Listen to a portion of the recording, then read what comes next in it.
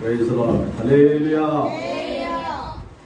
ప్రభు మరొకసారి ఈ సాయంకాల సమయంలో పునరుద్ధాన దినమందు ఈ కాలనీలో దేవుడు మనల్ని నడిపించినందుకు అందరూ స్తోత్రం చేయదము.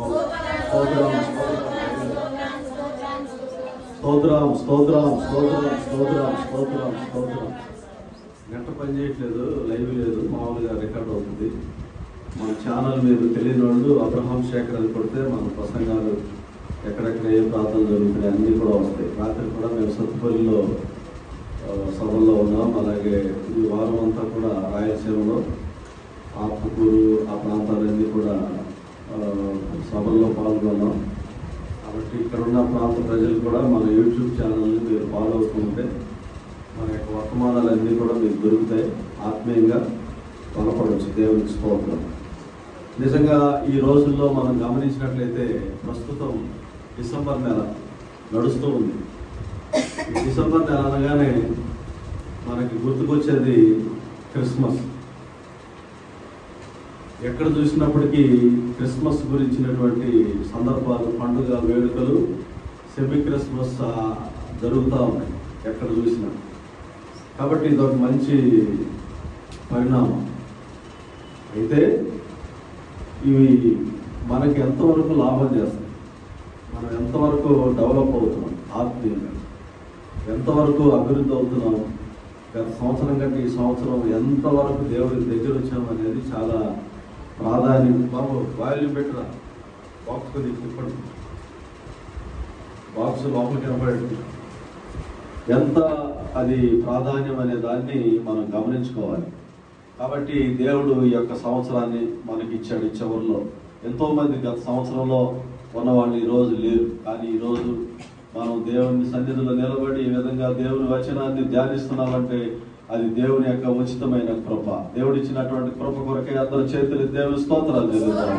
స్తోత్రం స్తోత్రం స్తోత్రం స్తోత్రం స్తోత్రం స్తోత్రం. ఈ యొక్క డిసెంబర్ నెలలో జరుగుతున్నటువంటి యొక్క ప్రతి కూటం కూడా దేవుడు ఆశీర్వదించి మనల్ని ఆత్మీయంగా బలపరిచినట్లు స్తోత్రం చేద్దాము. స్తోత్రం స్తోత్రం స్తోత్రం స్తోత్రం స్తోత్రం స్తోత్రం. మా చిన్న వయసులో అయితే క్రిస్మస్ పండుగ లేదు అని చెప్పేవాడు, మనం జరుపుకోకూడదు అనేవాడు. ఎందుకంటే పెంతెకోస్తు అనుభవం అనేది చాలా విశేషంగా ఉంటుంది. ఈరోజు క్రైస్తవం అనేది కలుషితం అయిపోయింది. ఏ బోధ వినాలో, ఏ మార్గంలో వెళ్ళాలో తెలియని పరిస్థితి. పక్కింటోడు ఏదైనా చేశాడంటే మనం ఖచ్చితంగా చేయాల్సినటువంటి పరిస్థితులు ఏర్పడుతూ ఉన్నాయి. అట్లాంటి పరిస్థితుల్లో మనం ఈరోజు కనపడుతుంది క్రైస్తవం అనేది. కానీ దేవుని బిడ్డలారా, అన్నిటికంటే ఒకటి చాలా ప్రాముఖ్యమైనది, అదే యేసుక్రీస్తు యొక్క జన్మ. హల్లెలూయా. యేసుక్రీస్తు మనందరి కొరకు జన్మించాడనేది 1000% నిజం. యేసుక్రీస్తు లోకరక్షకుడుగా ఈ లోకానికి ఆయన కన్యమరియ గర్భంలో జన్మించాడనేది వాస్తవం. యేసుక్రీస్తు ప్రతిరోజు మన హృదయంలో, మన మనసులో పుట్టాలి, జన్మించాలి. కాబట్టి యేసుక్రీస్తు ఆనాడు జన్మించి 33.5 సంవత్సరాలు మాత్రమే బ్రతికాడు. మరి యేసుక్రీస్తుకి తల్లిదండ్రులు కానీ, వాళ్ళ సహోదరులు, వాళ్ళ కుటుంబీకులు కానీ మరి ఎన్ని పుట్టినరోజులు జరిపారో బైబిల్లో ఎటువంటి చరిత్ర ఆధారం కూడా లేదు. 33 పండుగలు జరుపుకుంటారు యేసుక్రీస్తు పుట్టినప్పుడు, కానీ ఎక్కడ కూడా ఆధారం లేదు. కానీ ఈ రోజుల్లో 70 ఏళ్ళు, 80 ఏళ్ళు, ఒక ఆయనకి 50 సంవత్సరాల జన్మదిన వేడుకకి ఇంత పెద్ద కేక్ తీసుకొచ్చారు. ఏంటంటే 50 కేజీల కేక్. ఆయనకి 50 సంవత్సరాలంట. ఎన్ని కేజీల కేక్ పెట్టారు? 50 కేజీలు. పిల్లలకి పుట్టినరోజులు అయితే 1, 2, 3 అట్లా పెడతా ఉంటారు. అది 7 సంవత్సరాల దాకా పెట్టి ఆపేస్తారు అనుకుంటా. ఎంత కూడా మనం గమనించినట్టయితే సత్యం అనేది మనకు అర్థం అవుతుంది, అవగాహన అవుతుంది. మరి యేసుక్రీస్తు జన్మించి 2000 సంవత్సరాలు దాటిపోయింది. మరి ఈరోజు ఈ పండుగ వేడుకలు జరుపుకునే వాళ్ళు ఈ పుట్టినరోజు వేడుకలకి 50 కేజీలు, 40 కేజీలు, 20 కేజీలు, 5 సంవత్సరాలు అయితే 5 కేజీలు కేకులు తీసుకుని వచ్చి కట్ చేసేవాళ్ళు ఎక్కడైనా ప్రపంచ చరిత్రలో 2000 కిలోల బరువు ఉన్నటువంటి కేక్ కట్ చేశారా? అది నా ప్రశ్న.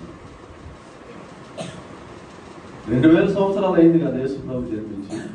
మనం నమ్ముతున్నాం కదా ఆయన ఇంకా సజీవుడుగానే ఉన్నాడు, ఆయన ఇంకా సంచరిస్తున్నటువంటి దేవుడు, సజీవుడైన దేవుడు అనే కదా మనం బ్రతుకుతున్నాం. మరి పుట్టినరోజు చేసేవాడు ఎవరైనా కానీ ఒక 2000 కేజీలు తీసుకుని వచ్చి, అంటే ఇంచుమించు 20 టన్నులు 2 టన్నులు బరువు ఉన్నటువంటి ఒక పెద్ద కేక్ని ఎవరైనా కట్ చేస్తున్నారా? వీళ్ళు పుట్టినరోజులకు మాత్రం 50 కేజీలు 60 కేజీలు 30 కేజీలు కేకులు తీసుకుని వచ్చి కట్ చేసుకుని తిరిగి సంతోషపడుతున్నారు. నేను చెప్పేది ఏంటంటే, యేసుక్రీస్తు జన్మించినటువంటి మాట ఎంతో సత్యమైంది, నమ్మదగింది. దాని ద్వారా మనకు ఒక సంతోషం కలగాలి. సర్వలోకానికి ఒక సంతోషకరమైన శుభవర్తమానం అని ఆ రోజు యేసు ప్రభు పుట్టినప్పుడు దూతలు వచ్చి ఆ గొర్రెల కాపర్లకి చెప్పినట్లుగా మనం చూస్తూ ఉన్నాం. సర్వలోకానికి ఒక సంతోషకరమైనటువంటి ఒక శుభవర్తమానం అన్నమాట. ఆ వాక్యం చదువుదాం. లూకా సువార్త 2వ అధ్యాయం 10వ వచనం. అయితే ఆ దూత భయపడకుడి, ఇదిగో ప్రజలందరికీ కలుగబోవు మహా సంతోషకరమైన సువర్తమానము, ప్రజలందరికీ కలుగబోవు సంతోషకరమైన సువర్తమానము నేను మీకు తెలియజేయుచున్నాను. ఆ సువర్తమానం ఏంటంటే, యేసుక్రీస్తు పుట్టాడు. హల్లెలూయా. బైబిల్ గ్రంథం అనేది పుక్కింటి పురాణం కాదు, కల్పనా కథలు కాదు, లేకపోతే నావల్లో డిటెక్టివ్ స్టోరీ లాంటివి కాదు. బైబిల్ గ్రంథం దేవుని బిడ్డ అనేది సత్యమైనటువంటి మాటలు ఇందులో ఉన్నాయి. కాబట్టి ఈరోజు ప్రపంచ చరిత్ర అంతా కూడా ప్రపంచ నాయకులు కూడా బైబిల్ని ఆధారంగా చేసుకుంటున్నారు. భూకంపాలు వచ్చినా అది బైబిల్కి సంబంధించింది, బైబిల్ నెరవేర్పు. అలాగే ప్రకృతి వైపరీత్యాలు, తుఫానులు వచ్చినా, కరోనా వైరస్ లాంటి వైరస్లు వచ్చినా అన్నిటికీ మూలాధారం బైబిలే అవుతుంది ఈరోజు ప్రతి దానికి. కానీ క్రీస్తును మాత్రం ప్రక్కన పెడుతున్నారు. క్రీస్తును మాత్రం ఆరాధించట్లేదు, క్రీస్తును మాత్రం కొలవట్లేదు, స్తుతించట్లేదు. దేవుని బిడ్డ, ఇది సైతాన్ చేస్తున్నటువంటి మోసం.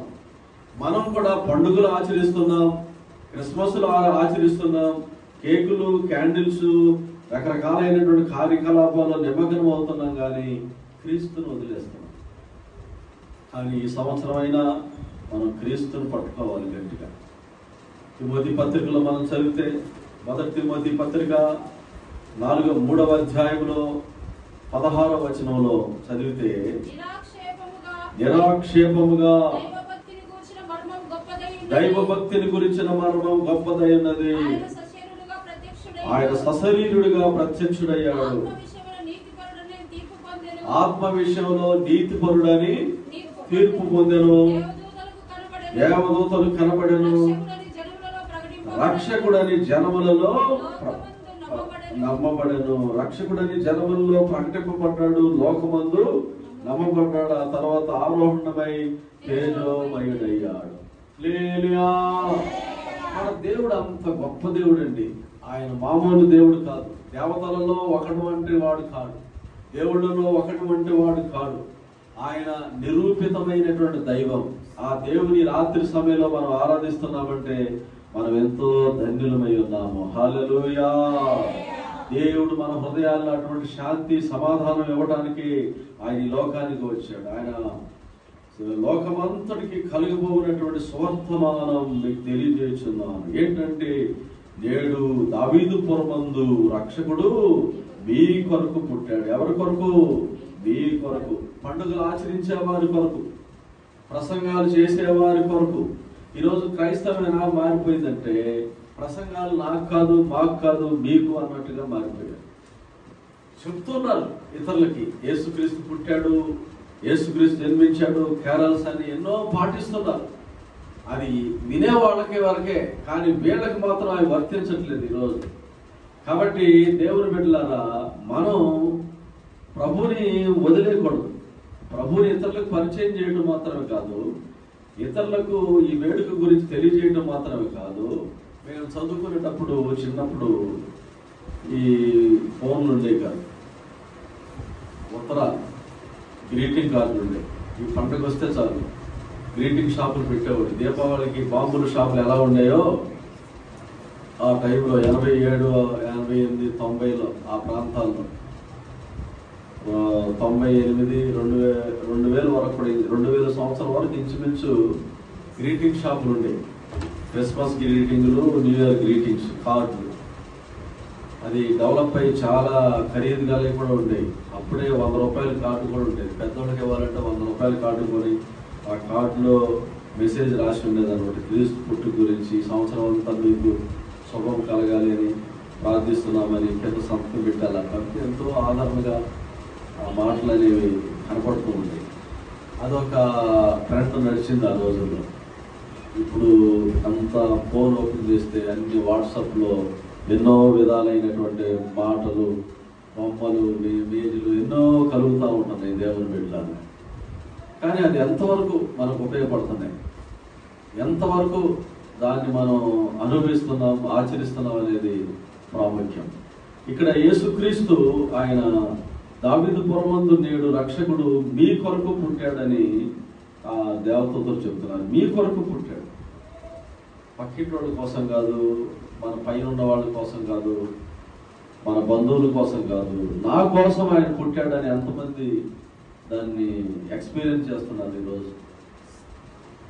ఎంతమంది ఈ క్రీస్తు వేడుకలు జరుగుతున్నటువంటి సందర్భాల్లో క్రీస్తు సంతోషపడడానికంటే ఎక్కువగా దుఃఖపడుతున్నాడు అనేది నా అంచనా. యేసుక్రీస్తు బాధపడుతున్నాడు. ఇప్పుడంతా యేసుక్రీస్తుకు శ్రమలు. లెంట్ డేస్లోనేమో మనకు శ్రమల కాలం పాటిస్తున్నాం. ఇప్పుడు క్రిస్మస్ సీజన్లోనేమో యేసుక్రీస్తుకు శ్రమలు ఆరంభమైనాయి. దేవుని వాక్యానికి చోటు ఉండట్లేదు. సెబ్బ క్రిస్మస్కి వెళ్తే దేవుని వాక్యాన్ని చెప్పనివ్వరు. రకరకాల కల్చరల్ యాక్టివిటీస్ పెడతారు, ఆ డ్యాన్సులు, ఈ డ్యాన్సులు. చూడండి, ఈరోజు లోకం అంతా క్రైస్తవ సంఘంలోకి వచ్చేసింది. దీన్ని ఎవరు ఆపలేకపోతున్నారు, దీన్ని ఎవరు కూడా ఖండించలేకపోతున్నారు. ఎందుకంటే అలా లేకపోతే జనం రారని పాస్టర్లు మొత్తుకుంటున్నారు. కాబట్టి ఇటువంటి పరిస్థితుల్లో మనం కొద్దిమంది అయినా దేవుని వైపు తిరిగి నిజమైనటువంటి ఆనందాన్ని మనం పొందుకుందాం. హల్లెలూయా, మనం పొందుకుందాం. హల్లెలూయా. క్రీస్తు మన హృదయంలో ఆల్రెడీ జన్మించాడు. ఎప్పుడు మారుమనసు పొందామో అప్పుడే దేవుడు మన హృదయాల్లో తిష్ట వేసుకొని కూర్చున్నాడు ఆయన. కానీ మనం ఇటువంటి పిచ్చి పనులను చేస్తూ ఉంటే ఆయన మన హృదయంలో నుండి తొలగిపోతాడు. మనం ఆచరించేటువంటి ఆచరణ, మనం చేసేటువంటి ఈ పద్ధతులు ఇవనేవి దేవుని వాక్యానుసారంగా ఉండాలి. దాని ద్వారా నాకు బెనిఫిట్ రావాలి, దాని ద్వారా మనకు మేలు కలగాలి. మనం చేసే ప్రతి దానిలో కూడా మనకి దాని ద్వారా మనం సంతోషంగా ఉండాలి. లోకమంతా సంతోషదాయకమైనటువంటి సువర్తమానం అని ఆ రోజు దూతలు తెలియజేశారు. ఈ పండుగలు, వేడుకల వలన ఎక్కువగా వ్యాపారస్తులు లాభాలు వస్తున్నాయి. స్వీట్ కొట్టులోడికి, ఫ్రూట్ షాప్ వాళ్ళకి, బేకరీ వాళ్ళకి, బట్టల కొట్టులోడికి, ఈ క్యాండిల్ బిజినెస్, ఈ ఫ్లవర్ బొకే బిజినెస్లు, శాలువాల బిజినెస్లు, ఇట్లాంటి ఎన్నో డెవలప్ అవుతాయి. ఎంతో మంది చూడండి, కరెక్ట్గా క్రిస్మస్ వచ్చేసరికి షాపింగ్ మాల్లు వెలుస్తూ ఉంటాయి పట్టణాలు. దీన్ని వాళ్ళు క్యాష్ చేసుకుంటున్నారు. ఇటువంటి సంగతులు నా ఓటోడు చెప్తే ఎవరికి కూడా ఎక్కదు. ఇటువంటి విషయాలు చూడండి, దేవుని నామాన్ని అడ్డు పెట్టుకొని లోక జనులు డెవలప్ అవుతున్నారు. కానీ క్రైస్తవులు మాత్రం వాళ్ళ డబ్బులన్నీ వేస్ట్ చేసుకొని వాళ్ళకు ఉన్నటువంటి సమాధానాన్ని, నెమ్మదిని కోల్పోతున్నారు. యేసుక్రీస్తు ఆయన జన్మించాడు. నిరాక్షేపమైన దైవభక్తిని గురించిన మర్మం గొప్పదై ఉన్నది. ఆయన సశరీరుడుగా ప్రత్యక్షుడయ్యాడు. కేవలం 33.5 సంవత్సరాలే. నిజంగా మనం క్రిస్మస్లు ఆచరించాలంటే యేసుక్రీస్తు 200 సంవత్సరాలు బతుకుంటాడు భూమి. శతాధికుడు వేడుకలు జరిపేవాడు. ఇప్పుడు మనం మా ప్రభువు శతాధికుడు అని, మా ప్రభు 200 సంవత్సరాలు బ్రతికాడని అదొక సెలబ్రేషన్ దిగినాయి. కాబట్టి ఇవన్నీ కూడా కాదు. యేసుక్రీస్తు భూమి మీదకి వచ్చాడు, ఆయన కొంతకాలం జీవించాడు, పరిచయం చేశాడు. దేని కొరకైతే వచ్చాడో దాని కొరకు ఆయన చనిపోయాడు. అది ముగింపు కాలేదు, అక్కడ ఆరంభమైంది క్రైస్తవ జీవితం అనేది. యేసుక్రీస్తు యొక్క జన్మతో క్రైస్తవ జీవితం ఆరంభం అవ్వలేదు, కానీ ఆయన యొక్క డెత్ అండ్ రిజరెక్షన్తోనే ఈ క్రైస్తవ జీవితం అనేది ఆరంభమైంది. పరిశుద్ధాత్ముడు దిగి వచ్చిన రోజే భూమి మీదకి ఆ యొక్క క్రైస్తవం అనేది, సంఘం అనేది ఆవిర్భవించింది. అనేక మంది అనుకున్నారు యేసుక్రీస్తు పుట్టినప్పుడు జాతకాలు చూసి, ఆ ఖగోళ శాస్త్రజ్ఞులు వీళ్ళందరూ కూడా ఆ గ్రంథాలని తిరిగేసి చూసి యేసుక్రీస్తు ఎక్కడో అంతఃపురంలో పుడతాడు, రాజా ప్యాలెస్లో పుడతాడని అనుకున్నారు. కరెక్ట్గానే అదే, ఆయన రాజు కుటుంబంలో పుట్టాలి, యూదులకు రాజుగా పుట్టినవాడు ఎక్కడా అని 2వ అధ్యాయం మత్తయి సువార్తలో మనం చదువుతాం అన్నమాట. జ్ఞానులు వచ్చి హేరోదు దగ్గర అడుగుతారు, యూదులకు రాజుగా పుట్టినవాడు ఎక్కడా? దేవుని బిడ్డలారా, ఆ వచనం చదువుతాం. 2వ అధ్యాయం 2వ వచనం. యూదులకు రాజుగా పుట్టినవాడు ఎక్కడ ఉన్నాడు? తూర్పు దిక్కున మేము ఆయన నక్షత్రం చూచి ఆయనను పూజింపవచ్చాం. జ్ఞానులు వచ్చి డైరెక్ట్ గా వచ్చి ఆ హేరోదు రాజు దగ్గర అడుగుతున్నారు, యూదులకు రాజుగా పుట్టినవాడు ఎక్కడ? యూదులు అనబడే వాళ్ళు దేవుని చేత ఆశీర్వదించబడినటువంటి జనం, వాళ్ళు దేవుని చేత ఏర్పరచబడినటువంటి ప్రతిష్ఠితమైన జనం. యెషయా గ్రంథం 43వ అధ్యాయంలో మనం చదివితే ఆయన ఏర్పరచుకున్నటువంటి నా స్తోత్రమును ప్రచురము చేయు నా ప్రజలు అంటున్నాడు. నా నిమిత్తము 24 నేను నిర్మించిన జనులు నా స్తోత్రమును ప్రచురం చేయుదురు. చూడండి, నా నిమిత్తము నేను నిర్మించిన జనులు నా స్తోత్రాన్ని ప్రచురం చేస్తారు. వీళ్ళే యూదులు. అబ్రహాముని దేవుడు పిలిచాడు, ఏర్పరచుకున్నాడు. అబ్రహాము ఒక విగ్రహారాధకుడు.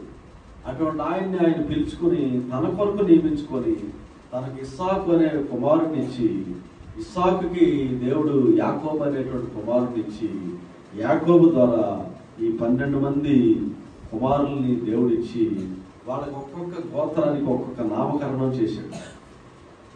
బెన్యామీను గోత్రం అని, నఫ్తాలి, దాను, గాదు, యోద, లేవి, ఇలా 12 గోత్రాలు, 12 కుమారులకి 12 గోత్రాలు. ఇప్పుడు యూదులు అనగా వీళ్ళే. చరిత్ర చూస్తే మత్తయి సువార్తకి ముందు ఉన్నటువంటి చరిత్రను మనం గమనిస్తే 2000 సంవత్సరాలు వెనక్కి వెళ్ళినట్లయితే ఆ యొక్క యూదుల చరిత్ర ఇంచుమించు 3000 సంవత్సరాలు. ఆ యూదుల చరిత్ర అనేది ఆరంభం అవుతుంది. ఇప్పుడు వాళ్ళు దేవుణ్ణి వదిలేశారు. వాళ్ళని నిర్మించిన, సృష్టించిన దేవుణ్ణి మరిచారు, వెనకబడిపోయారు. దేవుణ్ణి స్తుతించకుండా, దేవుణ్ణి ఆరాధించకుండా విగ్రహాల తట్టు తిరిగారు. మాయలు, మంత్రాలు, సోదెలు, శకునగాండ్రం వైపుకు తిరిగారు. దేవుని సన్నిధిలో ప్రార్థన చేయట్లేదు. అన్ని జనుల వలె వస్త్రధారణలు మార్చుకున్నారు. వాళ్ళ యొక్క ప్రవర్తన అనేది మారిపోయింది. వాళ్ళు దేవుణ్ణి మరిచిన వారుగా ఉన్నారు. దేవుడు అనేక న్యాయ తీర్పులు వాళ్ళకి విధించాడు. ఒకసారి ఏమో భూకంపాన్ని రప్పించాడు, ఒకసారి ఏమో అగ్ని గంధకాన్ని కురిపించాడు. కొన్ని సమయాల్లో తెగుళ్ళు వచ్చినాయి, కొన్ని సమయాల్లో మరణాలు వచ్చినాయి. తాపకర సర్పాన్ని పంపించాడు. అయినా వాళ్ళు మారలా, అయినా వాళ్ళు దేవుణ్ణి మర్చారు. ఇర్మియా గ్రంథం 2వ అధ్యాయంలో మనం చూసినట్టయితే నా జనులు 2 నేరములు చేసి ఉన్నారు అంటున్నాడు. 13 నా జనులు 2 నేరములు చేశారు. జీవజలపు మూటనైనా నన్ను విడిచారు. చూడండి, అయ్యో ఇశ్రాయేలీయులు, యూదులు 2 నేరాలు చేశారు. ఒకటి, నేను నిర్మించిన నా ప్రజలు నన్ను మర్చారు. రెండవది, జీవజలం, వాళ్ళు తమ కొరకు నీళ్లు నిలవనటువంటి తొట్టెల్ని తొలిపించుకొని అయ్యో వాళ్ళ జీవితాలు పాడైపోతున్నాయని ప్రభు బాధపడ్డాడు. ఈ రోజు కూడా క్రైస్తవులు అదే జరుగుతుంది. జనులు దేవుణ్ణి మరిచారు. క్రీస్తు లేని క్రిస్మస్లు జరుగుతున్నారు. క్రీస్తు సంచరించని వేడుకలు జరుగుతున్నాయి ఈరోజు. దేవుని బిడ్డలారా, పండుగను ఆచరించడం తప్పని నేను చెప్పట్లేదు, కానీ దానివల్ల క్రీస్తు మన హృదయంలోనికి రావాలి. నా జనులు 2 నేరాలు చేశారు.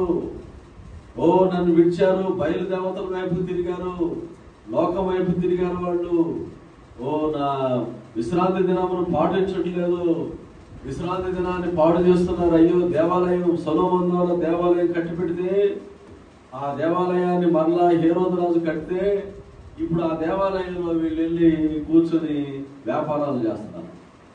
యోహాను సువార్తలో మనం చూస్తే యేసు ప్రభు అక్కడికి వెళ్ళాడు తిన్నగా, మరణానికి ముందు తిన్నగా వెళ్ళి ఒక కొరడాలు తయారు చేసి అక్కడ రోకలు అమ్మేవాళ్ళని, తర్వాత వ్యాపారాలు చేసేవాళ్ళని, పక్షులు అమ్మేవాళ్ళని, గోవలు అమ్మేవాళ్ళని చెదరగొట్టి మీరు నా తండ్రి ఇల్లుని వ్యాపారపు ఇల్లుగా చేశాడు. చదవండి. యూదుల పస్కా పండుగ సమీపింపగా యేసు యెరూషలేమునకు వెళ్ళి దేవాలయంలో ఎడ్ల గొర్రెలను, పావురములను అమ్మువారును, నూకలు మార్చువారును కూర్చుండుట చూసి రాళ్ళతో కొరడాలు చేసి గొర్రెలను ఎడ్లన్నిటిని దేవాలయంలో నుండి తోలివేసి. దేవాలయాలు అనేవి ఇప్పుడు వ్యాపార స్థలాలుగా మారిపోయినాయి. సేమ్ అదే సిచ్యుయేషన్ 2024లో గత 10 సంవత్సరాల నుండి ఎక్కువగా మనం చూస్తున్నాం. ఎన్నో మందిరాలు వ్యాపార ఇల్లుగా మారిపోయినాయి. ఎన్నో ఇళ్ళు డబ్బుతో వ్యాపారాలు చేస్తున్నారు. సంపాదన కొరకు సేవ, డబ్బులు బ్యాంకులో వేసుకోవడం కొరకు సేవ, మందిరాల్లో ఆయిల్ డబ్బాలు అమ్మటాలు, ఎవడు అంజూరపు పళ్ళు అమ్ముతున్నాడు, ఇంకొకడు ఈతకాయలు అమ్ముతున్నాడు, ఇంకొకడు మామిడి పళ్ళు అమ్ముతున్నాడు. ఇది తింటే మీకు పిల్లలు పుట్టేస్తానని చెబుతున్నాడు. వీళ్ళంతా కూడా చూడండి, తండ్రిని ఎంతో దుఃఖపెడుతున్నారు, ప్రభుని ఎంతో దుఃఖపరుస్తున్నారు. కొన్ని చర్చిలు అయితే బట్టలు కూడా అమ్మేస్తున్నారు. బట్టలు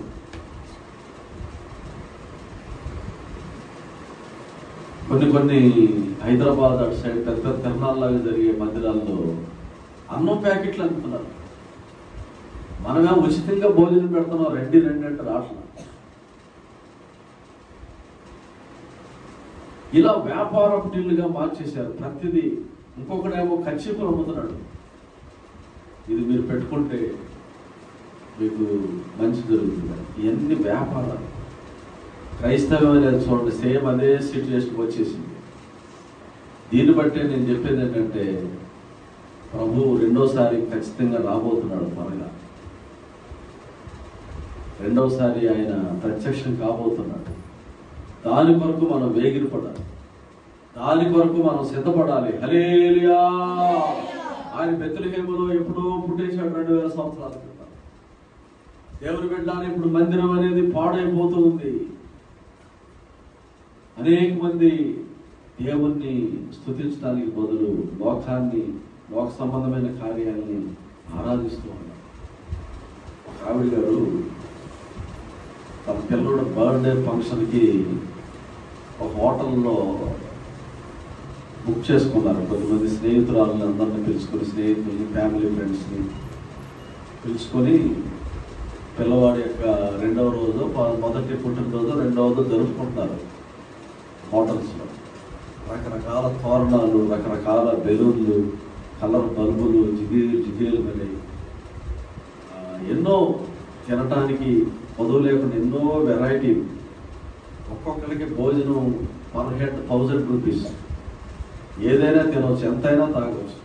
అన్ని సెటప్ చేశారు. అందరు కేరింతలు పడుతున్నారు.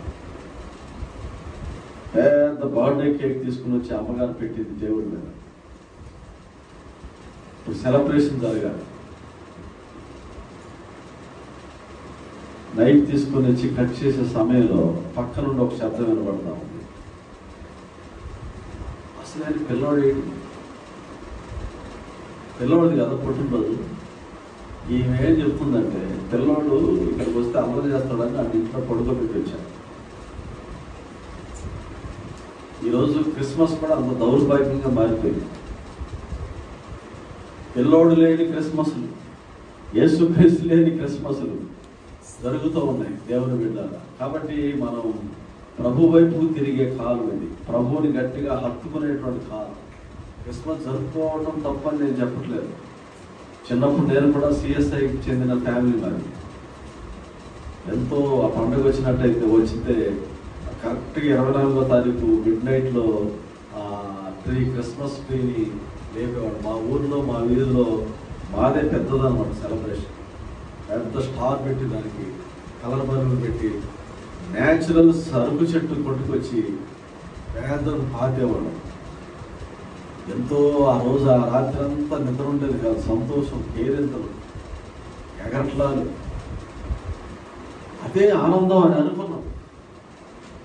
జెండాలు కట్టడం, రోడ్లంతా కూడా అప్పుడు ఎర్రకాగితాలు జెండాలు ఉండేవి, అప్పుడు బల్బులు ఎక్కడ ఉన్నాయి, ఎర్రకాగితం జెండాలకి రకరకాల. నేను బాగా డిజైన్ కత్తిరించేవాడు చిన్నప్పుడు, మొత్తం నేర్చుకున్నాను.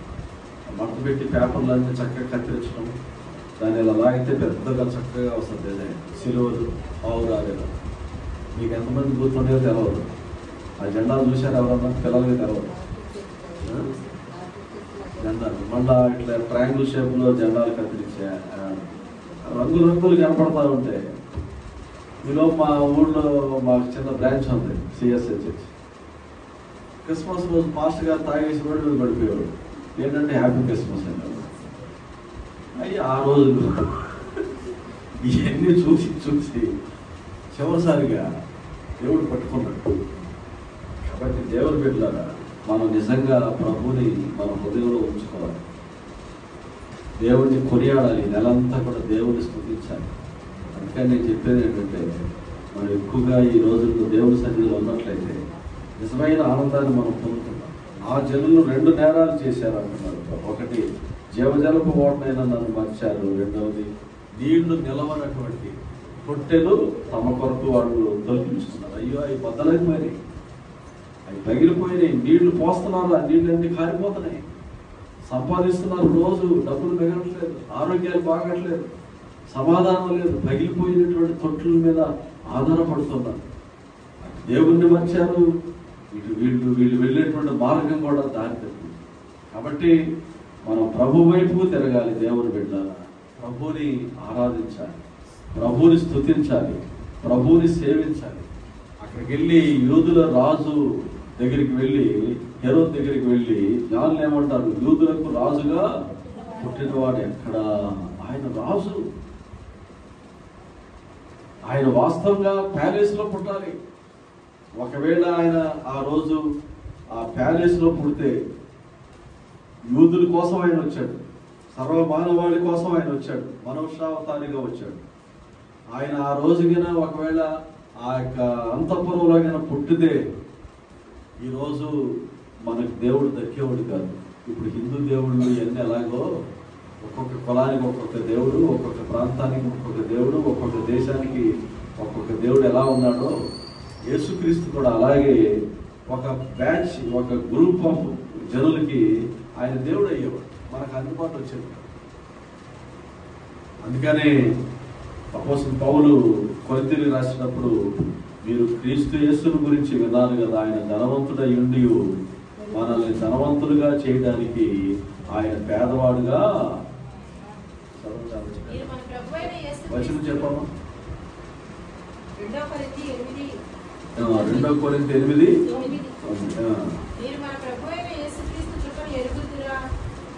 ఎరుగుదురు కదా, ఆయన ధనవంతుడై ఉండి మీరు తన దారిద్ర్యం వలన ధనవంతులు కావాలని మీ నిమిత్తము దరిద్రుడయ్యా. యేసుక్రీస్తు పేదవాడుగా పుట్టాడు. యేసుక్రీస్తు పుట్టినప్పుడు తన తల్లికి ఆ బిడ్డను పెట్టడానికి గుడ్డలు కూడా దొరకనటువంటి పరిస్థితి, ప్లేస్ కూడా దొరకనటువంటి పరిస్థితి. పశువులు కుడితి తాగేటువంటి తొట్టెలో పరుండబెట్టబడ్డాడు. దేవుని బిడ్డలారా, ఆయన యొక్క జన్మను మనం జ్ఞాపకం చేసుకుంటే ఈ క్రిస్మస్ లో చాలా మార్పులు వస్తాయి. నిజంగా గ్రహిస్తాయి. ఆయన పెట్టడానికి చోటు లేనప్పుడు ఆ యొక్క శాల యొక్క యజమాని, ఆ సత్రపు యజమాని, అదిగో పశువులు కుడితి తాగేటువంటి తొట్టిలో ఖాళీగా ఉంది, అక్కడ పెట్టుకోండి అని చెప్పాడు. ఇదంతా దేవుని యొక్క వాగ్దానం నెరవేరు. ఆ రోజు జనన సంఖ్యలు రాసేటువంటి కాలం అది. కైసరు ఐగుస్తు వలన ఆజ్ఞ వలన జనులందరూ కూడా వెళ్ళి అక్కడ బెత్లెహేముకు చేరుకున్నారు. అక్కడ జనులందరూ కిటకిటలాడిపోతున్నారు, జనన సంఖ్యలు రాసుకుంటున్నారు. వెళ్ళేసరికి యేసుక్రీస్తు పుట్టేస్తాడు. వీళ్ళు ప్రయాణం అయ్యేసరికి ఆ మరియమ్మ గర్భవతి. వీళ్ళు ఇంచుమించు 1 నెల రోజులు ఎంత ప్రయాణం చేసి ఉంటారని చరిత్రకారుల అభిప్రాయం. వీళ్ళు అక్కడికి వెళ్ళేసరికి కరెక్ట్గా ఆ జనసందోహం మధ్యలోనే ఈమెకు నొప్పులు రావటం, ఈమె బిడ్డకు జన్మనివ్వటం, ఆ బిడ్డను పెట్టడానికి ప్లేస్ లేకపోవటం, ఇవన్నీ కూడా జరిగింది. ఎంత ఆశ్చర్యం ఆయన యొక్క జన్మ. నిజంగా క్రిస్మస్ ఆయన మనల్ని ధనవంతులుగా చేయడానికి. ఈరోజు మనం ఇంత మంచి వస్త్రాలు వేసుకొని ఇలా దేవుని స్తుతిస్తున్నామంటే ఆ రోజు ఆయన పశువుల పాకలో పెట్టబడ్డాయి. వాస్తవంగా నిజమైన క్రిస్మస్ చేసుకునే వాళ్ళు మంచి బట్టలు వేసుకోకూడదు. ఏ చిరిగిపోయినాయి మనకున్న బట్టల్లో, ఏ బాగా డల్గా ఉన్న బట్టలు అవి వేసుకోవాలి. అది ఖచ్చితమైన మార్గం. కనీసం అక్షరార్థంగా వెళితే మాట్లాడితే ఈ మాట. కాబట్టి ఆయన మన కోసం ఆయన దరిద్రుడయ్యాడు, అన్నిటిని వదిలాడు. తండ్రి సింహాసనాన్ని, తండ్రి కుడిపార్శ్వాన్ని అన్నిటిని వదిలాడు. ఆయన లోకానికి ఒక దీనుడుగా వచ్చాడు. అందుకని నేను దీనుడిని, సాత్వికుడిని, నా వద్దకు వచ్చి నేర్చుకున్నాను. ఆయన దీనుడు, మనమందరం దీనులం. లోకం ఒకవేళ మనం నిషేధించవచ్చు, ఒకవేళ నేను చెప్పేటువంటి బోధని జనులు అంగీకరించకపోవచ్చు. నా దీనత్వాన్ని చూసి, నా యొక్క ప్రత్యేకత జీవితాన్ని చూసి ఒకవేళ నిషేధించవచ్చు. కానీ ప్రభు యొక్క మార్గం, ప్రభు వెళ్ళినటువంటి బాట. ఆయన ధనవంతుడయ్యుండి వీళ్ళు ఆశ్చర్యపోతారు, ఇక్కడ లేడేంటి ఆయన, వీళ్ళకి అవగాహన లేదు దేవుని బిడ్డ. అందుకని దేవుడు వాళ్ళని నడిపించడం కోసమని ఒక నక్షత్రాన్ని చూపిస్తాడు. తూర్పు దిక్కున నక్షత్రం మేము చూసామంటారు. తూర్పు వైపున మేము ఒక నక్షత్రం చూశాం. యాకోబులో నక్షత్రం ఉద్భవించింది. ఆ నక్షత్రం వాళ్ళని మార్గం నడిపించింది. ఈరోజు దేవుని బిడ్డలారా, మన చుట్టూ ఎన్నో నక్షత్రాలు ఉన్నాయి. మోసపోకూడదు మనం. నిజమైన నక్షత్రం యేసుక్రీస్తు. హల్లెలూయా. నిజమైన నక్షత్రం దేవుని యొక్క వాక్యం. హల్లెలూయా.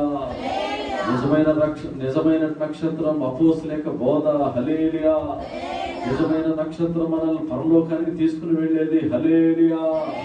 ఇప్పుడు మనం చూస్తున్న నక్షత్రాలు అనేవి ఒక వారం, 10 రోజులు, ఒక నెల రోజులు పెడతాం, తర్వాత మరుగైపోతాం. కానీ క్రీస్తు అనబడిన నక్షత్రం అనేది ఎప్పుడు మన హృదయాల్లో ఉండాలి, మన మనసులో ఉండాలి, మన జీవితంలో ఉండాలి. ఆ నక్షత్రం ఎటువైపు వెళుతుందో అటువైపు వాడు ప్రయాణం చేశారు. చివరిసారిగా ఆ యేసు ప్రభు ఉన్నటువంటి ఆ నక్షత్రం దగ్గరికి వెళ్ళారు. అక్కడ వాడు దేవుని స్తుతించారు, దేవుని కనపరిచారు. దేవుని బిడ్డల క్రీస్తుని ఎరిగినటువంటి మనము, రక్షించబడినటువంటి మనము నిజంగా ప్రభు వైపుకు, ప్రభు యొక్క మార్గం వైపు వచ్చినట్లయితే రాబో 2025వ సంవత్సరం మనకి, మన కుటుంబాలకి దేవుడు ఆశీర్వదకరంగా ఉంచుతాడు. మనం సమర్పించుకుందాం. ప్రభు ఆశీర్వదించుకుందాం. ఆమేన్.